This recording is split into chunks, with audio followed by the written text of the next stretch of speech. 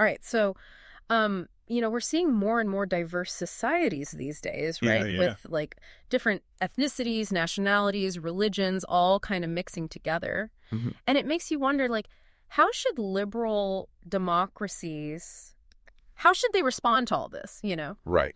It's not just about saying, oh, yeah, diversity exists. I mean, Yeah. that's obvious, but It's a given. yeah, a given. Yeah. It's more about how we structure our societies to account for these differences. Is that about the should? Yeah. Yeah, the should, exactly. Like, what's the ideal way? Exactly. And historically, a lot of nations, I mean, either explicitly or implicitly, there was this expectation of assimilation. Oh, yeah. Right. Like the melting pot. Yeah, like a melting pot. Yeah. Where minority cultures would, they'd pretty much adopt the main group's practices and norms. Right. But multiculturalism, it offers a totally different, like a powerful alternative. Yeah. It suggests that, groups can keep their distinct identities, Right. their practices, Yeah. while still being integrated into the bigger picture, like society. Right, yeah. It's about finding fairer terms for that integration. Yeah. Moving beyond just that, singular cultural mold. Right. And I think, any philosopher thinking about the state Yeah. would immediately recognize this, right? That states, modern states, Mm-hmm. they've developed around the language and culture of the dominant groups. Of course. Yeah. And that structure Yeah. that automatically creates advantages for those in the dominant group, right? Mm-hmm. And barriers for others who want to express themselves differently. Right. So, thinkers, how have they approached this imbalance? Well, there are two main approaches that have emerged. Okay. One emphasizes toleration. Toleration. That's the more hands-off way. Right. Like the state just kind of stays out of it. They don't really interfere with the minority practices. Yeah. The idea is, individuals, groups, they should have the freedom to live as they choose, Mm-hmm. as long as they're within the basic law and order, of course. Right. But there's a second approach. Okay. It's a bit more interventionist. Yeah. And this one argues that just toleration, like being tolerant, Mm-hmm. it's not enough to have real equality. Yeah. So this view calls for positive recognition Mm-hmm. and accommodation of minority group practices. Okay. And sometimes this is done through something called group differentiated rights. Yeah, and this idea of group differentiated rights, that's really at the heart of so much of this discussion. Absolutely. And Will Kimlicka, he's like the key figure here. Very influential, yeah. So can you unpack that a bit? Like what are these rights trying to do? What's their purpose? Yeah, so Kimlicka, he says these rights can look different, They can have different forms. Okay. Some are like individual rights, but you exercise them because you're a member of a group. Okay. So, like religious exemptions. Right. Like Sikhs, they have the right to wear turbans. Yeah, instead of helmets. Yeah, like instead of motorcycle helmets. Mhm, right. And then there are rights that are held more by the group as a whole. Mm-hmm. And those are there to help the group thrive. Okay. So like self-determination for indigenous peoples, Right. or language accommodations for minorities. Yeah. It's really interesting Mhm. when you think about it, multiculturalism in this sense. It ties into these bigger philosophical debates about rights themselves. Right. Like, are rights only for individuals? Yeah. Or can groups have legitimate claims? Yeah. That's a big one. It's a huge question. And I think, it's important to see that the rise of multiculturalism, it's not just this isolated thing. It's not in a vacuum, no. It's connected to all these movements pushing for inclusion. Absolutely. For groups that have been historically marginalized, right? Yeah. And it's not just ethnic and religious minorities either. It goes beyond that. Yeah. So the same kind of thinking that gave us multiculturalism, it also fueled these other fights right. for African Americans, for women, for LGBTQ plus folks, for people with disabilities. Yeah. You can even trace it back to those curriculum debates in the 80s. Right. Where philosophers and educators, they were challenging the dominant narratives. Yeah. They wanted a more inclusive way of looking at history and culture. Right. In our institutions, our schools. Exactly. Our universities. So today when we talk about multiculturalism as this philosophical project, yeah, who are the key groups at the center of all this? Well, the Stanford Encyclopedia entry. Yeah. Which is, a key source for us today. Mm-hmm. It highlights three main areas. Okay. The first is immigrants. Right. Form these ethnic and religious minorities within a country. Yeah. Then you have minority nations. Minority nations, okay. These are like distinct groups Yeah. with their own culture, their own language, and they're living within a larger state. Okay. And they often have, a history of some self-governance. Right. Like the Quebecois in Canada. Yeah, yeah. Or the Catalans in Spain. Right, okay. And then finally, yeah, there's the rights and the status of indigenous peoples. Right. Especially in settler colonial states. Yeah. Like Canada, the U.S., Australia, New Zealand. Mm-hmm. That's a really critical part of the multicultural discussion. Yeah, for sure. So, okay, we've kind of set the stage here, right? Yeah. We know what multiculturalism is as a normative ideal, and we know who the main groups are. So what's our main goal for this deep dive? Well, we really want to yeah. We wanted to examine those core arguments. Right. The ones that underpin multiculturalism. Mm-hmm. We want to understand the philosophical justifications. Yeah. The ones people use to defend it. Mm-hmm. And, of course, we want to look at the objections. Right. The challenges people raise against it. Yeah, the critiques. Yeah, the critiques. Yeah. And we're going to be drawing on the Stanford Encyclopedia of Philosophy entry. Okay. To give you, our listener, yeah, especially our philosophically minded listener, right, a structured understanding of this complex, this vital area of political thought. Okay, so let's get into it. Let's dive in. What are the basic claims of multiculturalism? Well, yeah, the claims, they're very closely linked to what we call identity politics. Okay. The politics of difference. The politics of recognition. Right. These are like interconnected concepts. Yeah. And they share a common idea. Okay. It's the idea that historically marginalized identities, disrespected identities, they need to be revalued. Right. In a positive way. Okay. And that, societal structures, representations, the things that keep this marginalization going, they need to be challenged. Yeah. And transformed. Right. So it's not just about, seeing the surface differences. No, it's deeper than that. It's about dismantling those power imbalances. Absolutely. Challenging those dominant narratives that Yeah. Yeah. And any good philosophical analysis has to recognize that multiculturalism, it's not just about culture in a narrow sense. Right. It also has these big economic and political dimensions. Yeah, yeah.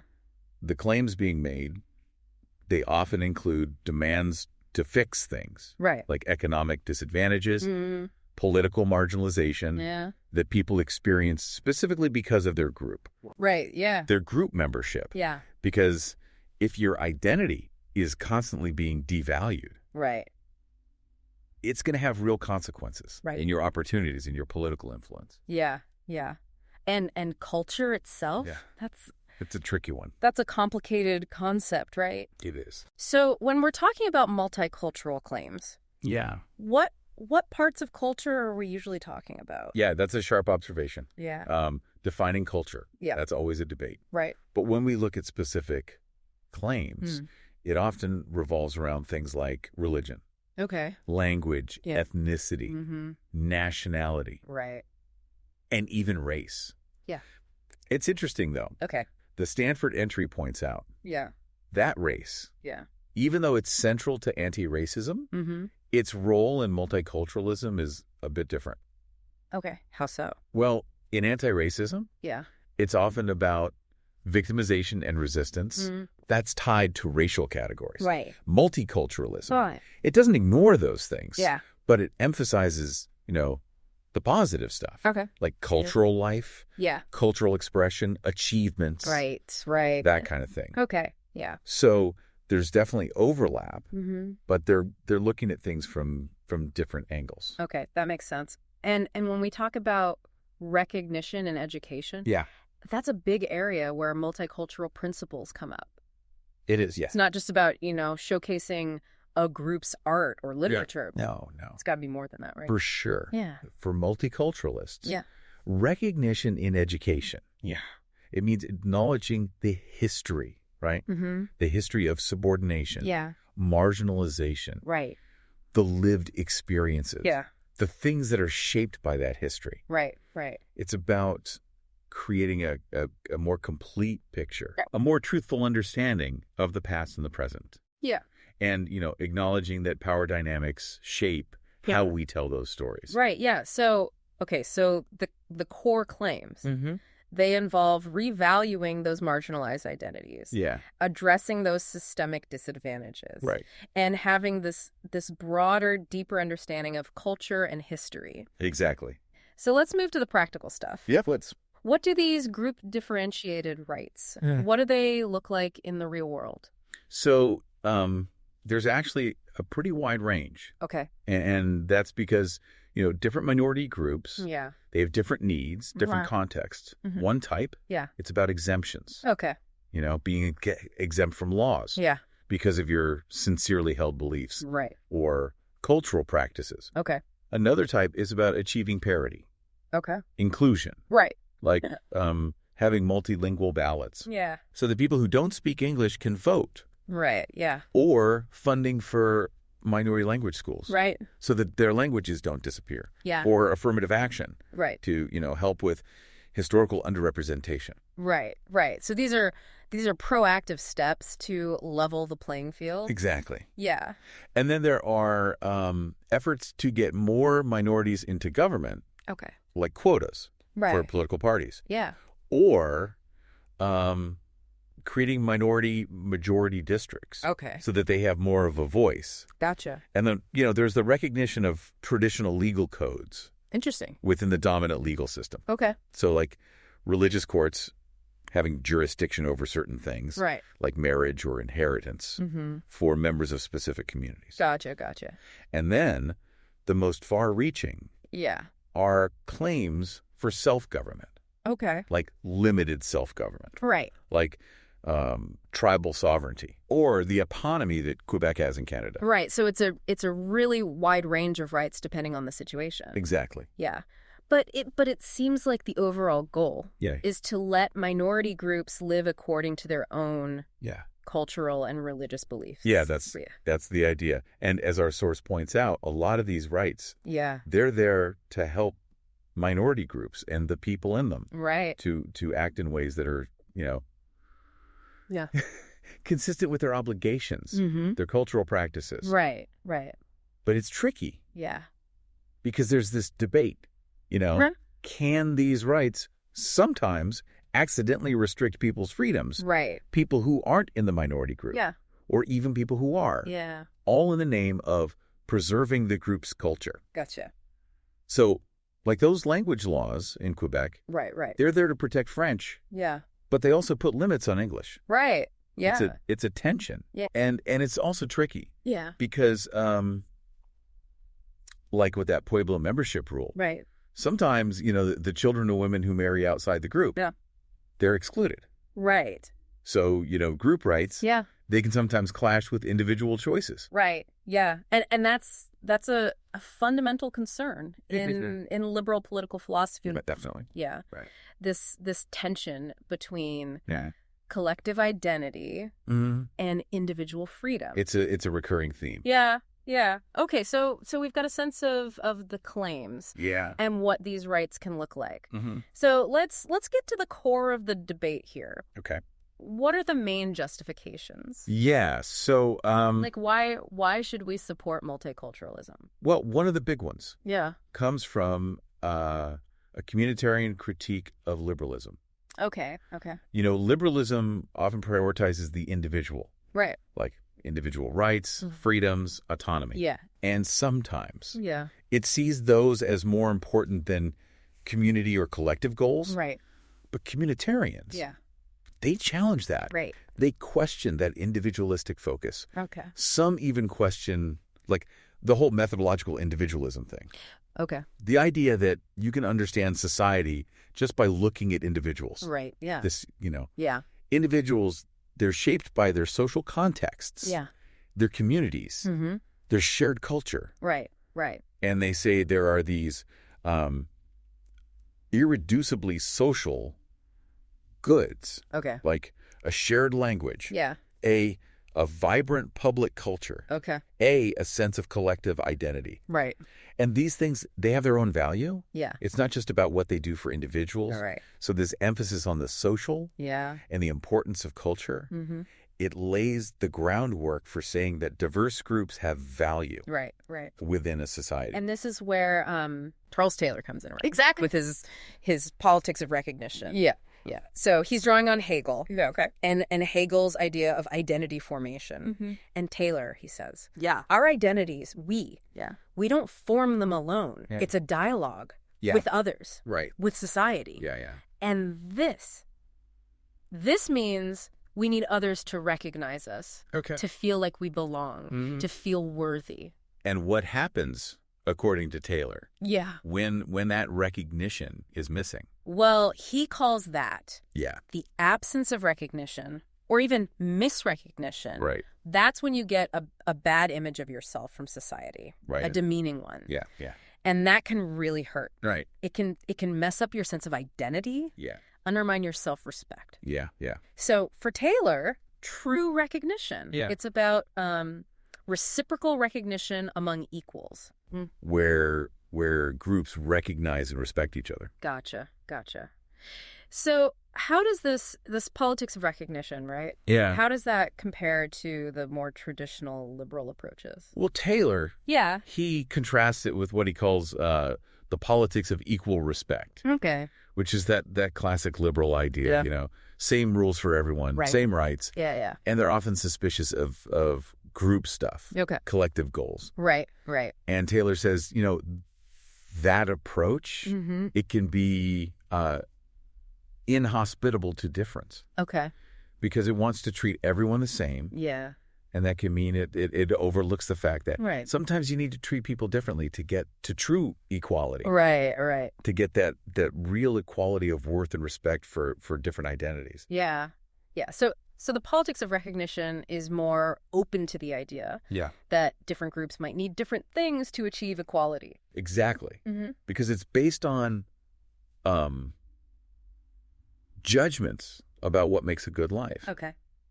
And for Taylor, Hmm. the flourishing, the integrity of different cultures, Yeah. they're essential for human well-being. Yeah. He uses the example of French culture in Quebec. Right. He says, the language and the culture there, Yeah. they're not just tools. Right. They're a collective good, Okay. something worth preserving. Yeah. And those policies they have, the ones about protecting the French language, Yeah. they're about making sure future generations identify with that culture, Right. that they participate in it. Yeah. And this leads to his argument about all cultures having equal worth. Right. Because culture is so fundamental Yeah. to who we are, Yeah. how we act, Right. how we understand the good life. Yeah. He says we should start with this presumption. All cultures are equally worthy. Right. And that creates a moral push Yeah. to understand, to appreciate Mm. all the different ways humans can flourish. Yeah. Okay, so that's one major justification. What's another one? Well, the second big one, Yeah. it actually comes from within liberalism itself, Yeah. specifically from Roelkem Licke. Right. He's tried to combine those core liberal values Mm-hmm. with recognizing cultural diversity. Right. His theory Yeah. is trying to bring together individual autonomy, equality, Yeah. with the idea that being part of a culture, Right. it's really important for individuals. Yeah. So, unlike Taylor, Yeah. Kim Licke is not starting with the value of cultures themselves. Okay. Yeah. Not mainly. Okay. He sees cultural membership as instrumentally valuable Okay. for two main reasons. Right. First, he says a secure cultural context. Yeah. It's a prerequisite for individual autonomy. Okay. He sees cultures as these contexts of choice. Okay. They provide all these options. Yeah. Social practices, shared understandings, and people draw on those things to form their goals, Right. make decisions, shape their lives. Yeah. Without a vibrant cultural life, Yeah. your ability to choose is limited. Right. So having that cultural framework, Yeah. it gives you the options to even be able to exercise agency. That's the idea. Yeah. And second, he says, Yeah. cultural membership, it shapes your identity, Okay. your self-respect. Yeah. He looks at social psychology and other fields. Right. And he argues that belonging to a culture, it gives you this anchor for self-identification. Yeah. And it helps you feel secure, worthy. Right. And he says there's a link, right? Yeah. Between the respect your group gets and your own self-respect. Right. Okay. And for this to work, yeah, it's got to be your own culture that's secure. Right. Okay, so Kymlicka establishes that being part of a culture, it's important for individual autonomy and self-respect. So how does he go from that to saying that minority groups need special rights? So this is where his egalitarian argument comes in. Okay. Which is sometimes called luck egalitarianism. Luck egalitarianism. Okay. And this view says inequalities, if they come from your own choices, those are fine. Okay. But inequalities that come from things you can't control, those are unfair. Right. And we should try to fix them. Okay. And it becomes a shared responsibility to deal with these unchosen inequalities. Right. So, like inequalities you're born with. Right. Expert speaker.